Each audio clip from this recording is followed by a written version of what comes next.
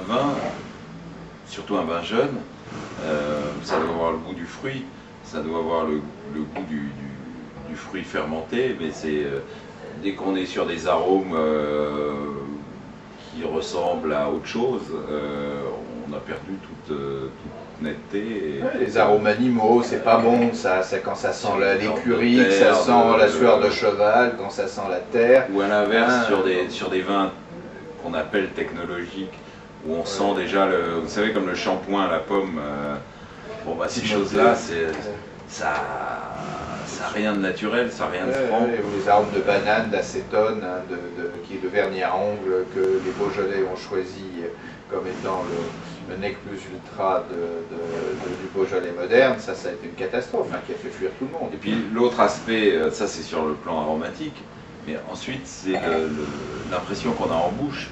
Quand on boit un vin, on doit avoir quelque chose qui glisse, qui est et l'équilibre en acidité.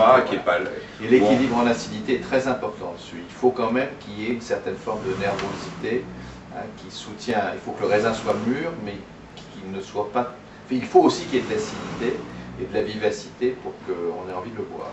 Il y a beaucoup de vins où l'impression qui nous reste une fois qu'on l'a bu, c'est soit du sucre, soit de la mollesse, soit des tanins astringents. Tout ça, c'est pas franc, tout ça, c'est pas net. Quelque chose qui est lourd, qui est alcooleux. Ce rosé-là, ben, on le boit, il a son fruit, il a sa fraîcheur, et puis on boit, il est passé, on a juste un joli goût de fruit qui reste dans la bouche. Mais il y avait ce vocabulaire chez les buveurs. Il y avait gouléant, il y avait glissant. Ce sont des vins qui n'ont aucune arrêt de vivre. Voilà, on boit ça comme. Puis il y a quelque chose de vif, de spirituel, qui fait parler, qui fait briller les yeux, qui est quand même fait partie de la civilisation du vin. Il ne faut pas croire que la civilisation du vin, c'est des pochetrons. En général, les pochetrons, ils buvaient de gros rouge ou ils boivent malheureusement les vins cadavériques des vignerons soi-disant naturels ou rebelles.